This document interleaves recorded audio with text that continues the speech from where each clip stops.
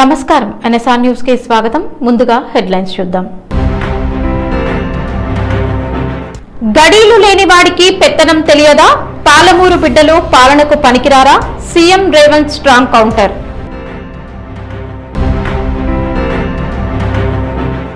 రక్షణ పరికరాలు గ్లౌజులు లేక చెత్త తొలగింపు. భూపాల్పల్లి మున్సిపల్ కార్మికుల ఆవేదన.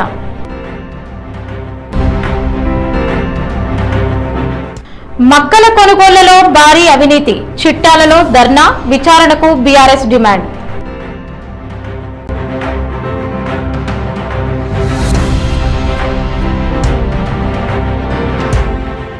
పాలమూరులో జరిగిన సభలో ముఖ్యమంత్రి రేవంత్ రెడ్డి మాట్లాడుతూ గడీలు లేనివాడికి, తాతలు దొరలు కానివాడికి పెత్తనం ఏం తెలుసని కొందరు అంటున్నారు అంటూ తనపై వచ్చిన విమర్శలకు స్పందించారు.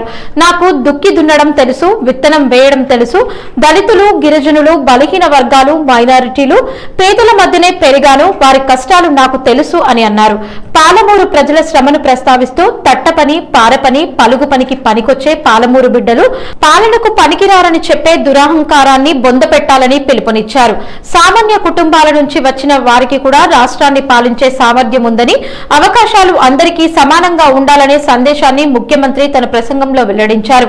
సీఎం రేవంత్ రెడ్డి చేసిన ఈ వ్యాఖ్యలు తెలంగాణ రాజకీయాల్లో చర్చనీయాంశంగా మారాయి. చాలా మంది ఏం చేస్తాడయ్యా, అచ్చంపేట అడవుల్లో నుంచి వచ్చిండు, ఆయన గతం అనుభవం లేదు, ఆయన ప్రభుత్వాన్ని నడపలేదు, వాళ్ళ తాత ముత్తాతలు దొరలు కాదు, వాళ్ళ గడీలు లేవు, ప్రజల మీద పెత్తనం చెలాయించేది ఆయనకు రాదు అని అవహేళన చేసిరు. నేను ఒక్క మాట చెప్పదలుచుకునే వేదిక మీద నుంచి, నేను పుట్టింది గ్రామంలో అన్ని కులాలు, అన్ని మతాలను, అన్ని సమస్యల్ని, ప్రతి పేదవాడి కష్టాన్ని చూసుకుంటూనే నేను పెరిగిన. వ్యవసాయం తెలుసు, దుక్కి దున్నడం తెలుసు, విత్తనం వేయడం తెలుసు. భూమికి విత్తనానికి ఉన్న బంధం ఏందో పేదవాడికి, పరిపాలన చేసేవాడికి ఉండవలసిన అవగాహన ఏదో అవగాహనతోని గ్రామీణ ప్రాంతంలో పెరిగిన. కొండారెడ్డిపల్లిలో దళితులు, గిరిజనులు, బలహీన వర్గాలు, మైనారిటీలు, మహిళలు, పేదవాడి మధ్యలో పెరిగిన నేను, పేదల సమస్యలు తెలిసిన నేను, ఆ సమస్యకు పరిష్కారం కనిపెట్టలేనా? పరిపాలన నేను అందించలేనా? పాలమూరు బిడ్డలు పరిపాలనకు పనికిరారా? తట్ట పనికి మనమే కావాలి, పార పనికి మనమే కావాలి, పలుగు పనికి మనమే కావాలి, పార పనికి మనమే కావాలి. పరిపాలనకు మాత్రం పాలమూరు బిడ్డ వద్దనే దురహంకారాన్ని బొందబెట్టాల్సిన బాధ్యత ప్రతి పాలమూరు బిడ్డ మీద లేదా అని నేను ఈరోజు మీకు విజ్ఞప్తి చేయదలుచుకున్నా. జయశంకర్ భూపాల్పల్లి జిల్లా భూపాల్పల్లి పట్టణ మున్సిపాలిటీ పరిధిలోని పైలట్ కాలనీ ఫంక్షన్ హాల్ సమీపంలో భారీగా పేరుకుపోయిన చెత్తను మున్సిపల్ పారిశుద్ధ కార్మికులు తొలగిస్తున్నారు. అయితే ఈ పనులు నిర్వహిస్తున్న కార్మికులకు కనీస భద్రతా పరికరాలు కూడా అందించడం లేదని వారు ఆవేదన వ్యక్తం చేస్తున్నారు. గ్లౌజులు, మాస్కులు, గంబూట్లు వంటి రక్షణ సామగ్రి లేకుండానే తీవ్ర దుర్వాసన, అపరిశుభ్ర వాతావరణంలో పనిచేయాల్సి వస్తోందని వాపోతున్నారు. దీంతో పలువురు కార్మికులు ఆరోగ్య సమస్యలకు గురవుతున్నప్పటికీ సంబంధిత అధికారులు పట్టించుకోవడం లేదని ఆరోపిస్తున్నారు. పలుమార్లు సమస్యను అధికారుల దృష్టికి తీసుకెళ్లినా ఎలాంటి స్పందన లేదని కార్మికులు చెబుతున్నారు. ముఖ్యంగా మున్సిపల్ కమిషనర్ తమ సమస్యలను పట్టించుకోవడం లేదని అసంతృప్తి వ్యక్తం చేస్తున్న కార్మికులు వెంటనే ప్రతి పారిశుద్ధ కార్మికుడికి గ్లౌజులు, మాస్కులు, బూట్లు, రిఫ్లెక్టివ్ జాకెట్లు తదితర భద్రతా పరికరాలు అందించాలని డిమాండ్ చేస్తున్నారు. ప్రజల ఆరోగ్యం కోసం ప్రతిరోజు చెత్తను తొలగిస్తూ సేవలందిస్తున్న పారిశుద్ధ కార్మికుల ఆరోగ్యం, భద్రతను కూడా ప్రభుత్వం, మున్సిపల్ అధికారులు ప్రాధాన్యతగా తీసుకోవాలని స్థానికులు కోరుతున్నారు. జయశంకర్ భూపాల్పల్లి జిల్లా చిట్యాల మండల కేంద్రంలో బీఆర్ఎస్ పార్టీ ఆధ్వర్యంలో రైతు సమస్యలపై ఆందోళన కార్యక్రమం నిర్వహించారు. ఈ ధర్నాలో మాజీ ఎమ్మెల్యే గండ్ర వెంకటరమణారెడ్డి, చిట్యాల, టేకుమట్ల, మొగుళ్లపల్లి మండలాలకు చెందిన పార్టీ నాయకులు, కార్యకర్తలు, రైతులు పెద్ద సంఖ్యలో పాల్గొన్నారు. ఈ సందర్భంగా మాట్లాడిన గండ్ర వెంకటరమణారెడ్డి మక్కల కొనుగోలులో జరిగిన అవినీతిపై సమగ్ర విచారణ జరిపించి రైతులకు జరిగిన అన్యాయాన్ని సరిదిద్దాలని ప్రభుత్వాన్ని డిమాండ్ చేశారు. రైతులు ఆరుగాలం శ్రమించి పండించిన మక్కలను కొనుగోలు కేంద్రాలకు తరలించేందుకు సొంతంగా అమాలీ రవాణా ఖర్చులు భరించినప్పటికీ గోదాంలలో స్థలం లేదని చెబుతూ ఒక కేంద్రం నుంచి మరో కేంద్రానికి తిప్పి తీవ్ర ఇబ్బందులకు గురి చేశారని ఆరోపించారు. అంతేకాకుండా రైతులకు చెల్లించాల్సిన బిల్లులో అక్రమంగా కోతలు విధించి ఒక్కో రైతుకు సుమారు 10,000 వరకు నష్టం కలిగించారని పేర్కొన్నారు. ఈ వ్యవహారంపై పూర్తి స్థాయి విచారణ జరిపి బాధ్యులపై కఠిన చర్యలు తీసుకోవాలని, రైతులకు రావాల్సిన మొత్తాన్ని వెంటనే చెల్లించాలని ప్రభుత్వాన్ని కోరారు. యూరియా పంపిణీలో అమలు చేస్తున్న యాప్ విధానంపై కూడా గండ్ర వెంకటరమణారెడ్డి విమర్శలు గుప్పించారు. సాంకేతిక పరిజ్ఞానం లేని సెల్ ఫోన్ వినియోగం తెలియని రైతులు ఈ విధానం వల్ల తీవ్ర ఇబ్బందులు పడుతున్నారని, రైతుల ప్రయోజనాలను దృష్టిలో ఉంచుకొని యూరియా యాప్ ని వెంటనే రద్దు చేసి గతంలో అమలులో ఉన్న విధానాన్ని పునరుద్ధరించాలని డిమాండ్ చేశారు. రాష్ట్ర రాజకీయాలపై కూడా స్పందించిన ఆయన రాష్ట్రంలో సీఎం అన్నదమ్ముల రాజ్యం నడుస్తుంటే భూపాల్పల్లి నియోజకవర్గంలో ఎమ్మెల్యే బామ్మర్దుల రాజ్యం కొనసాగుతోందంటూ విమర్శించారు. ఇది రైతులకు ఒక మక్కల విషయంలోనే కాదు, ఇప్పటి వరకు కూడా వడ్లు అమ్ముకుంటే బోనస్ డబ్బులు పడతలేవు. యూరియా కొనుక్కోవాలంటే యాప్ల పేరు మీద ఈరోజు రైతులకు చాలా ఇబ్బందులు జరుగుతూ ఉన్నాయి.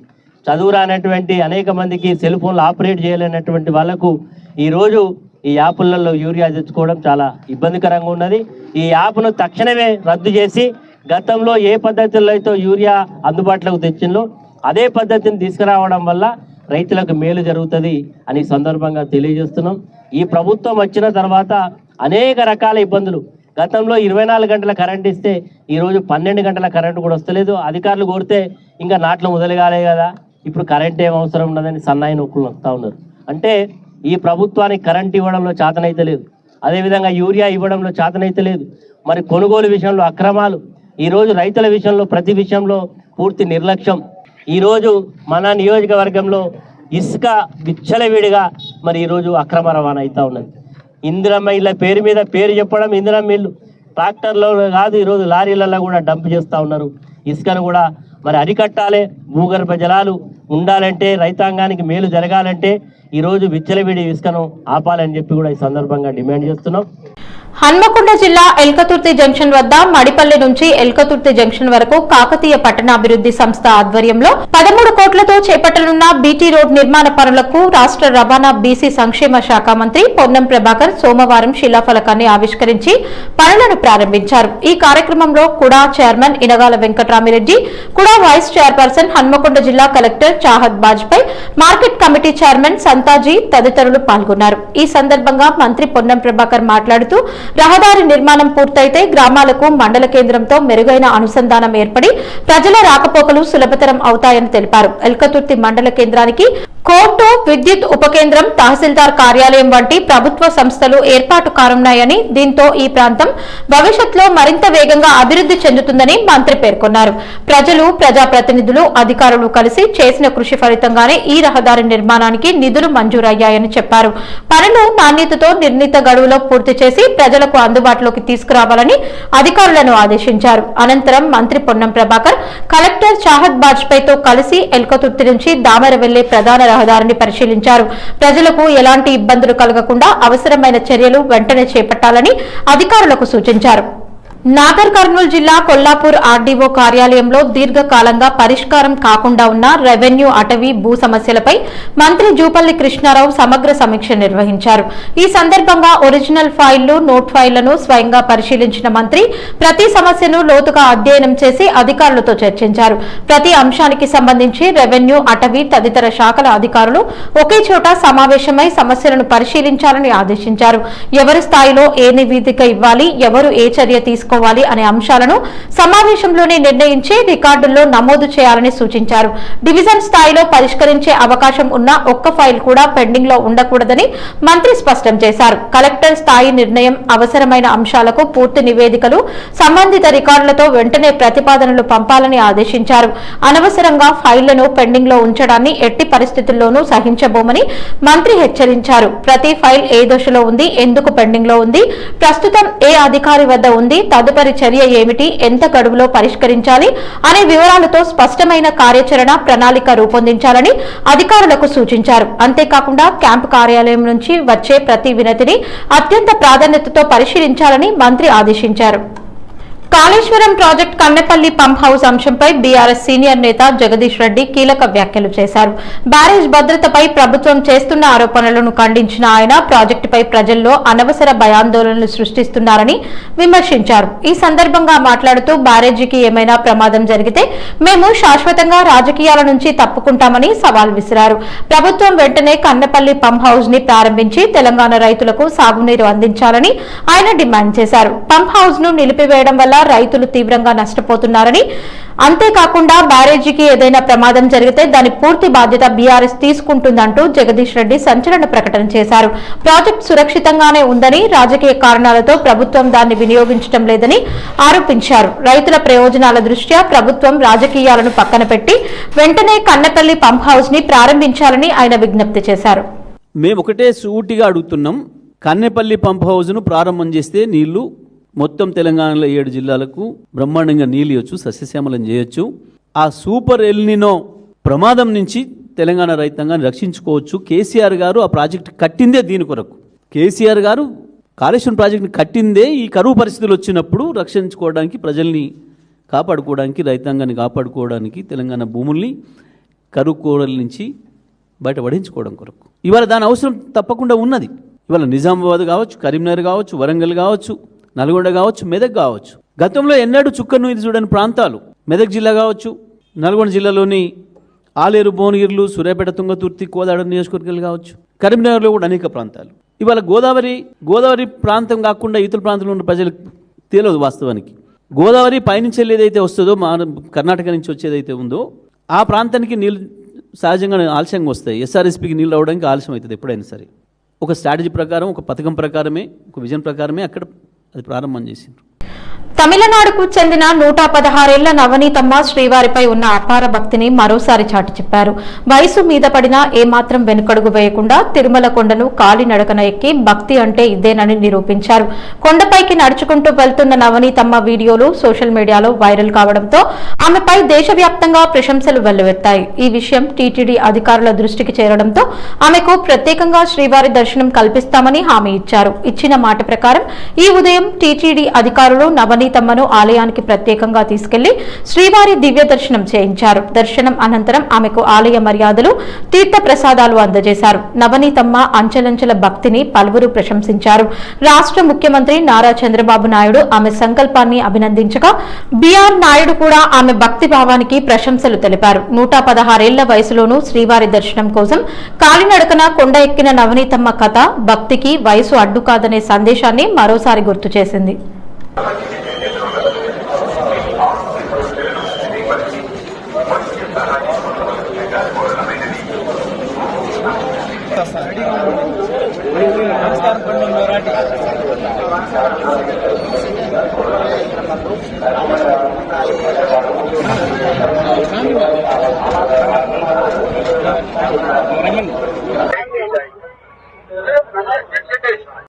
హైదరాబాద్ లో నిర్వహించిన 18వ హమాలి ఆవిర్భావ దినోత్సవ వేడుకల్లో పాల్గొన్న BRS working president KTR party భవిష్యత్పై, రాష్ట్ర రాజకీయాలపై ఆసక్తికర వ్యాఖ్యలు చేశారు.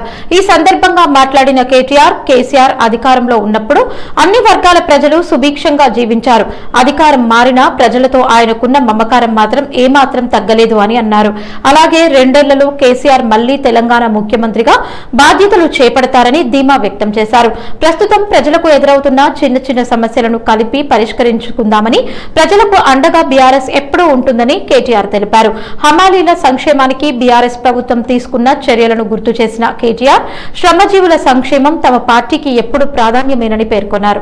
మిల్లు యజమానులు గాని అందరు సంతోషంగా ఉంటారు. 10 ఏళ్లు మనం అదే చూసినాం. కేసీఆర్ గారి ప్రభుత్వంలో రైతు బాగున్నాడు, అట్లాగే పారిశ్రామికవేత్తలు బాగున్నారు. కరెంటు బాగుంటే పారిశ్రామికవేత్తలు బాగుండే, కార్మికులు బాగుండే, అంతా సుభిక్షంగా ఉండే. కానీ కొంత ఏమరుపాటుతోని, కొంత మరి మన చిన్న పొరపాట్ల వల్ల మనం అధికారం కోల్పోయినాం. బాధపడేదేం లేదు. ఇంతకుముందు సీనన్న చెప్పింది కరెక్ట్. అధికారం పోతే పోయింది, కానీ ప్రజల్లో మమకారం తగ్గలేదు. అధికారం పోతే పోయింది, కానీ ఇవాళ కొన్ని వాస్తవాలు మనకు కూడా తెలుస్తా ఉన్నాయి. కుండ వలిగితే వలిగింది కానీ కుక్క బుద్ధి తెలిసిందని ఎవడు మనోడు ఎవడు పగోడు మనకు కూడా అర్థమైతా ఉన్నది. ఎవరైతే ఇవాళ ఈ కష్ట సమయంలో కూడా మనతో నిలబడి ఉన్నారో, 18వ ఆవిర్భావ దినోత్సవం చేసుకుంటున్నాం. మేము హమాలీలం మా గుండెల్లో కేసీఆర్ ను పెట్టుకున్నాం. మీరు రావాలే అని చెప్పి ఇక్కడికి పిలుచుకున్న మా హమాలి సోదరులకు మీ రుణం తప్పకుండా తీర్చుకుంటా, మీ ప్రతి సమస్య పరిష్కారం చేసే బాధ్యత నేను తీసుకుంటా అని చెప్పి మీకు విజ్ఞప్తి చేస్తా ఉన్నా. ఐకమత్యంగా ఉండండి, గట్టిగా ఉండండి. ఇంకొక 2 ఏళ్లలో తిరిగి కేసీఆర్ గారిని ముఖ్యమంత్రి చేసుకుందాం. బ్రహ్మాండంగా చిన్న చిన్న సమస్యలు ఏమున్నా తప్పకుండా పరిష్కారం చేసుకుందామని చెప్పి మీ అందరికి కూడా తెలియజేస్తూ, జయశంకర్ భూపాల్పల్లి జిల్లా టేకుమట్ల మండలం బూర్నపల్లి గ్రామంలోని మానేరు వాగులో అక్రమ ఇసుక రవాణా జరుగుతోందన్న సమాచారం మేరకు భూపాల్పల్లి మాజీ ఎమ్మెల్యే గండ్ర వెంకటరమణారెడ్డి సంఘటనా స్థలానికి చేరుకున్నారు. కొడవటంచ శ్రీ లక్ష్మీ నరసింహస్వామి దేవాలయ అభివృద్ధి పేరుతో ఎలాంటి అనుమతులు లేకుండానే వాగు నుంచి భారీగా ఇసుకను తరలిస్తున్న లారీలను ఆయన అడ్డుకున్నారు. అనంతరం అక్కడికి చేరుకున్న రెవెన్యూ పోలీస్ అధికారులను ఈ వ్యవహారంపై ప్రశ్నించారు. ఈ సందర్భంగా మాట్లాడిన గండ్ర వెంకటరమణారెడ్డి ఆలయ అభివృద్ధి పేరు అడ్డుపెట్టుకుని ఇసుకను ప్రైవేట్ కాంట్రాక్టర్లకు కమిషన్ల కోసం అప్పగిస్తున్నారని ఆరోపించారు. వాగులో నుంచి ఇసుక తవ్వకాలను ఎవరి అనుమతితో అవకాశం కల్పించారో తహసీల్దార్ సిఐ సమాధానం చెప్పాలని డిమాండ్ చేశారు. అనుమతులు లేకుండా భారీ స్థాయిలో ఇసుక రవాణా జరుగుతున్నప్పటికీ సంబంధిత అధికారులు నిమ్మకు నీరెత్తినట్లు వ్యవహరిస్తున్నారని విమర్శించారు. అధికారుల నిర్లక్ష్యం కారణంగానే ఇసుక మాఫియా విచ్చలవిడిగా వ్యవహరిస్తోందని ఆరోపించారు. అక్రమంగా ఇసుక తరలిస్తున్న వారిపై వెంటనే కఠిన చర్యలు తీసుకోవాలని, ఇసుకతో వెళ్తున్న లారీలను సీజ్ చేసి బాధ్యులపై చట్టపరమైన చర్యలు చేపట్టాలని ప్రభుత్వాన్ని డిమాండ్ చేశారు. ప్రజల ఆస్తిని దోచుకునే అక్రమ ఇసుక దందాను బీఆర్ఎస్ పార్టీ ఎట్టి పరిస్థితుల్లోనూ సహించదని గండ్ర వెంకటరమణారెడ్డి స్పష్టం చేశారు. అధికారులు వెంటనే స్పందించి అక్రమ ఇసుక రవాణాను పూర్తిగా అరికట్టాలని, లేని పక్షంలో బీఆర్ఎస్ పార్టీ ఆధ్వర్యంలో ప్రజలతో కలిసి పెద్ద ఎత్తున ఉద్యమం చేపడతామని హెచ్చరించారు. ఈ కార్యక్రమంలో టేకుమట్ల, చిట్యాల, మొగుళ్లపల్లి మండలాలకు చెందిన బీఆర్ఎస్ నాయకులు, కార్యకర్తలు, స్థానిక ప్రజాప్రతినిధులు పాల్గొన్నారు. వార్తలు ముగించే ముందు హెడ్లైన్స్ మరోసారి. గడీలు లేని వాడికి పెత్తనం తెలియదా? పాలమూరు బిడ్డలు పాలనకు పనికిరారా? CM Revanth strong counter.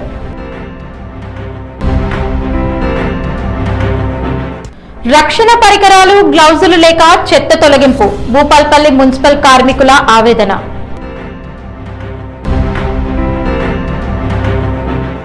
మక్కల కొనుగోళ్లలో భారీ అవినీతి. చిట్టాలలో ధర్నా, విచారణకు బీఆర్ఎస్ డిమాండ్. ఈ వార్తలు ఇంతటితో సమాప్తం. నమస్కారం.